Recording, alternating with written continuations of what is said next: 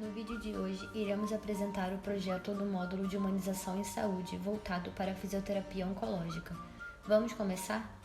O objetivo central do trabalho é associar os conteúdos abordados em sala de aula à rotina do futuro fisioterapeuta, agregando conhecimento, maior qualificação e saberes multidisciplinares para a melhor avaliação dos seus pacientes, enxergando além de sua patologia. Para começar, o que é fisioterapia?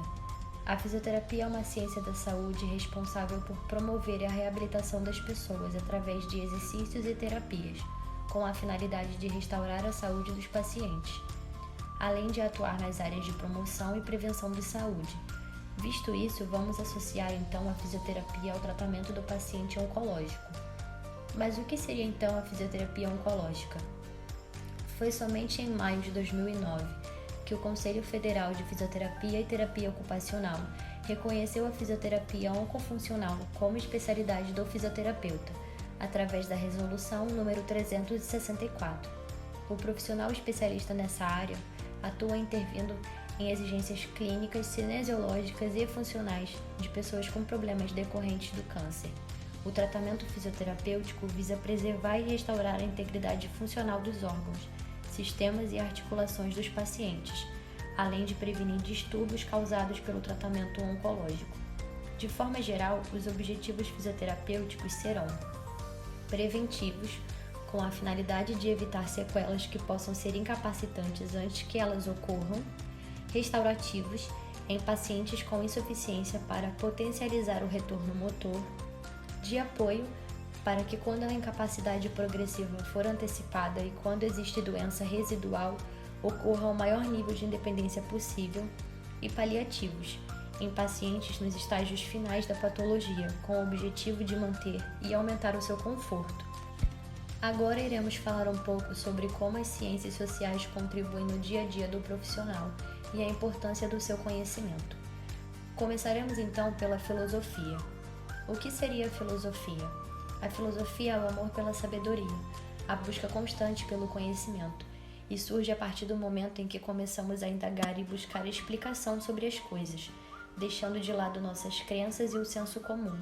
Pode-se dizer que está presente em todos os momentos de nossas vidas, e é essencial para que o profissional compreenda melhor o paciente a ser tratado, respeitando sua etnia, crença e classe social, buscando o melhor tratamento para o indivíduo de forma humanizada.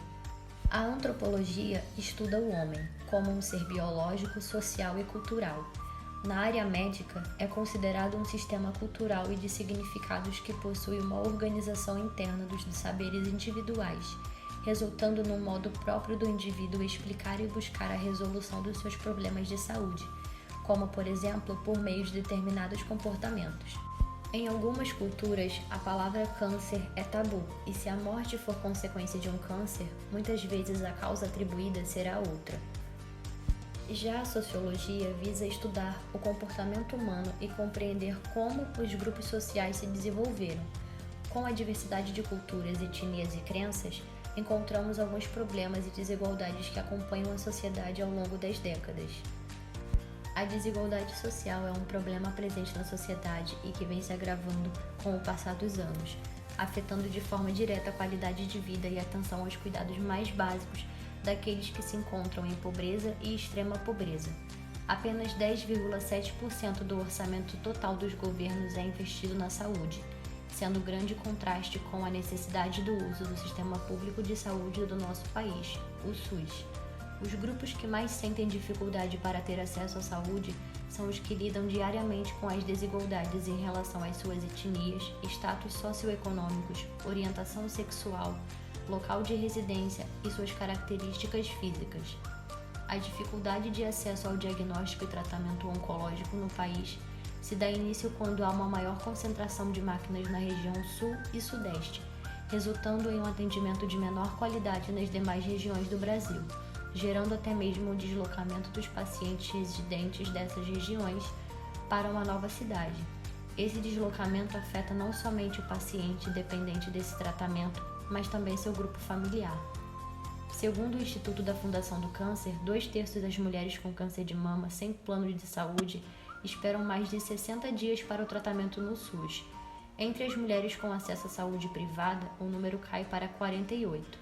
31,9% das mulheres que têm plano de saúde começam o tratamento nos estágios iniciais da doença, e somente 19,8% das que dependem do SUS para realizar o tratamento conseguem iniciá-lo de forma precoce. Um grupo que também tem que lidar diariamente com as desigualdades é a comunidade LGBTQIA+. O abandono familiar, a preocupação com o diagnóstico e a escassez na campanha de prevenção de cânceres na comunidade têm afetado cada vez mais diversos pacientes, não somente do diagnóstico, como também agravando seu quadro clínico. É primordial que o profissional de saúde saiba lidar com o corpo de pacientes trans, entendendo seus cuidados necessários, estar atento ao código de ética, direcionando-se ao paciente como mesmo se apresenta para a sociedade.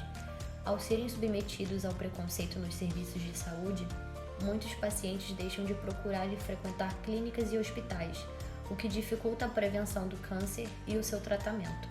Entre mulheres lésbicas, o câncer como o de mama e do colo de útero são agravados devido à pouca utilização dos serviços de saúde. Homens trans, por outro lado, deixam de ir ao ginecologista, aumentando o surgimento do câncer de mama, útero e ovários. Lidar com o câncer é uma tarefa árdua e dolorosa. É comum que o paciente tenha várias dúvidas sobre como será sua vida e o que virá pela frente, e todas essas mudanças e aflições geram reações emocionais, como ansiedade, alterações no sono, cansaço, vulnerabilidade, esgotamento físico e mental e o medo da morte. Do ponto de vista da inteligência emocional, o câncer se manifesta em regiões do corpo que guardam mágoas, ou seja, é necessário que o paciente consiga ter um controle emocional e compreenda não somente os tratamentos e possíveis cirurgias que serão submetidos, mas também tenha um maior controle sobre suas emoções, para que assim possa lidar com a situação da melhor maneira possível. Conseguir usar todos os pilares da inteligência emocional no momento tão difícil como enfrentar o câncer ajuda muito o paciente. Primordial também é a rede familiar no enfrentamento da doença. O apoio familiar é indispensável desde a descoberta do diagnóstico até o fim do tratamento oncológico, pois podemos dizer que o câncer pode ser considerado uma doença familiar, não apenas sob o ponto de vista genético, mas também pelo impacto que gera na unidade familiar como um todo. Ficando o paciente oncológico muito fragilizado com a descoberta da patologia, a família auxilia o paciente no processo de lidar com as dúvidas, tristeza, medos e nas dificuldades físicas e emocionais, ressaltando a importância da atuação do profissional da saúde no cuidado daqueles que não são apenas cuidadores com grande potencial de influenciar no processo de cura e cuidado do paciente oncológico, mas também doentes ocultos que merecem atenção e que estão sujeitos a agravos de suas saúdes, após o diagnóstico de um câncer num familiar.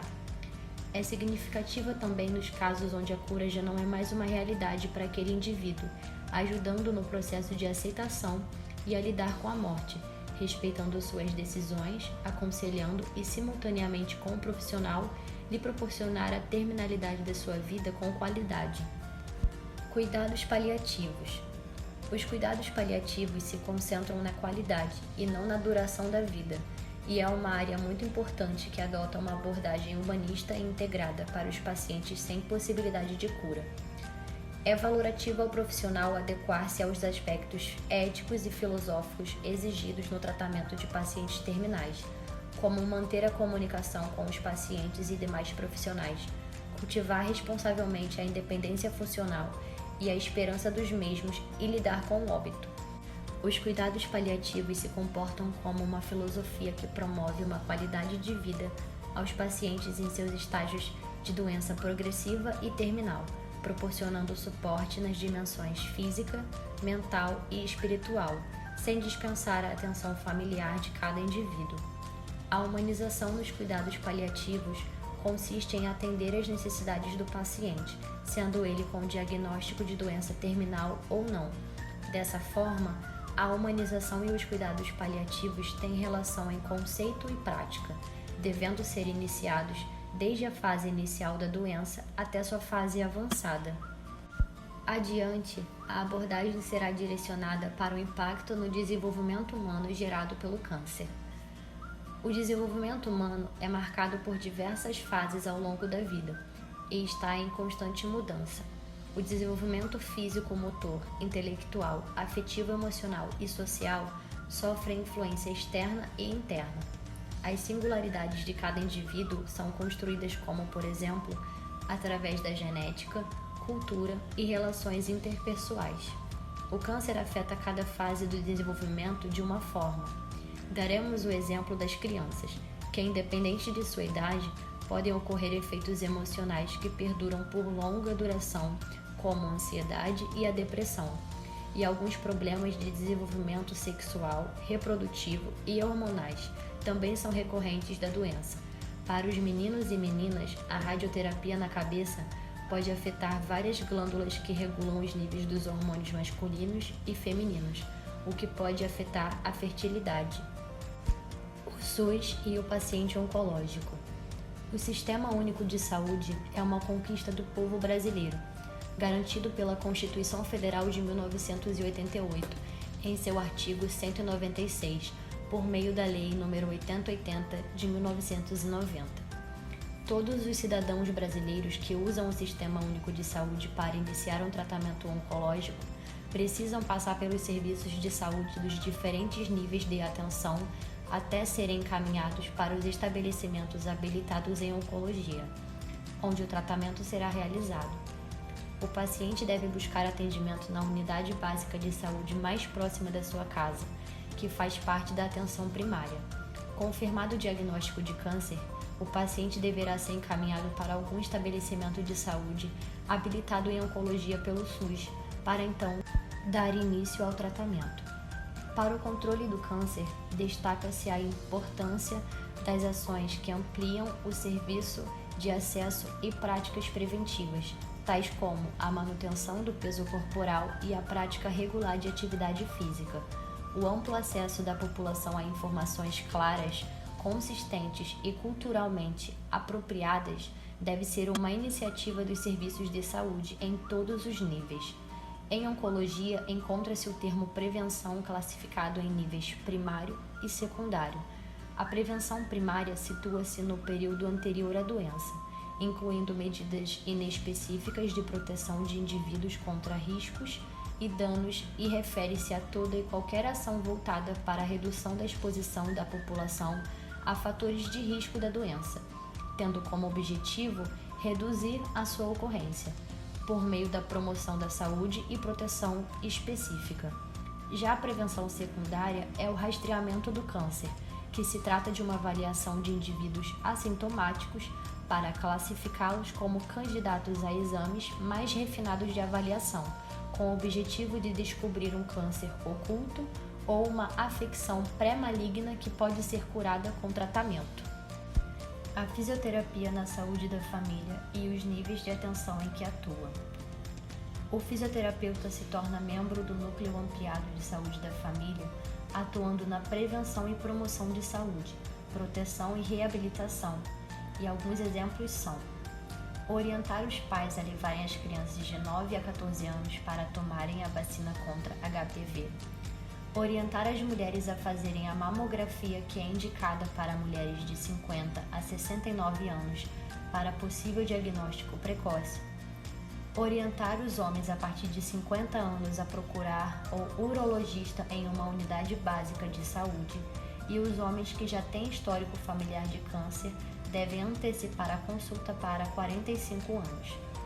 E também no atendimento individual e domiciliar para o paciente que já está em fase de recuperação em casa, após uma cirurgia, por exemplo, que é de suma importância, atuando na recuperação motora e funcional deste paciente. A bioética e o código de ética do fisioterapeuta. A bioética surgiu em meados do século XX, com o intuito de integrar o ser humano e a natureza. Com o aumento das pesquisas e intervenções científicas, a bioética surgiu para provocar indagações sobre tais questões. O termo bioética se refere à ética que deve existir, como, por exemplo, nas áreas médicas, na biotecnologia, na embriologia e engenharia genética. Além disso, a bioética se responsabiliza por ter controle ético em diversos temas bastante polêmicos, como o aborto, clonagem e a eutanásia. A bioética possui alguns princípios, sendo eles a não maleficência, a beneficência, a autonomia e a justiça. O profissional deve respeitar a autonomia de seus pacientes, reconhecer o domínio do paciente sobre a sua própria vida e respeitar a sua intimidade. Porém, o mesmo deve estar atento quando a capacidade decisional do paciente está comprometida. O fisioterapeuta deve evitar danos ao paciente, buscando sempre o seu bem-estar. Além disso, pesquisas que tragam algum dano físico, moral, psíquico não devem ser realizadas. O profissional deve buscar um equilíbrio entre os riscos e benefícios no tratamento de seus pacientes, evitando assim agravos à sua saúde. A Resolução número 424, de 8 de julho de 2013, estabelece o Código de Ética e Deontologia da Fisioterapia e se trata dos deveres do fisioterapeuta no que se refere ao controle ético durante o exercício da função. Algumas das responsabilidades fundamentais do fisioterapeuta são portar sua identificação profissional sempre que em exercício, atualização do seu cadastro anualmente e prestar assistência ao ser humano, tanto no plano individual quanto coletivo. O fisioterapeuta possui alguns deveres fundamentais. Citaremos então alguns deles. Exercer sua atividade com zelo, probidade e decoro e obedecer aos preceitos de ética profissional, da moral, do civismo e das leis em vigor. Cumprir os parâmetros assistenciais e o referencial nacional de procedimentos fisioterapêuticos normatizados pelo COFITO e colocar seus serviços profissionais à disposição da comunidade em caso de guerra, catástrofe, epidemia ou crise social. Compete aos Conselhos Regionais de Fisioterapia e Terapia Ocupacional zelar pela observância dos princípios e diretrizes deste Código e funcionar como órgão julgador em primeira instância, repassando para o Conselho Federal de Fisioterapia e Terapia Ocupacional situações que violem o Código vigente, para assim atuar nos casos omissos que, consequentemente, se sujeitará às penas disciplinares vigentes na legislação. Antes de finalizar, daremos uma atenção especial à importância da humanização no atendimento e tratamento do paciente e como isso é valorativo para o profissional. A palavra humanizar pode ser definida como tornar humano, civilizar, dar condição humana. Portanto, é possível dizer que a humanização é um processo que se encontra em constante transformação e que sofre influências do contexto em que ocorre. O paciente que se submete a cuidados de fisioterapia necessita de cuidados de excelência, direcionados não apenas aos problemas fisiopatológicos, mas também às questões psicossociais, que se tornam interligadas à doença física. Embora tenha recursos físicos disponíveis, o fisioterapeuta tem como principal instrumento suas mãos, que através do toque cuidam, reabilitam, confortam e curam. O resgate do uso das mãos no contato direto entre o profissional doente está contribuindo para a humanização do atendimento e a valorização do profissional, que vai de encontro à supervalorização das máquinas com o desfavorecimento de uma assistência humanizada. Visto isso, conclui-se então que o atendimento humanizado traz melhores condições de recuperação para os seus usuários, devendo a fisioterapia tornar-se atuante nesta prática, pois proporcionará inúmeros benefícios. Por hoje é só. Esperamos que esse vídeo traga valores e visões ampliadas da importância dos estudos correlacionados apresentados no vigente trabalho e como a aplicação dos conhecimentos adquiridos são importantes para o desenvolvimento pessoal e profissional simultaneamente.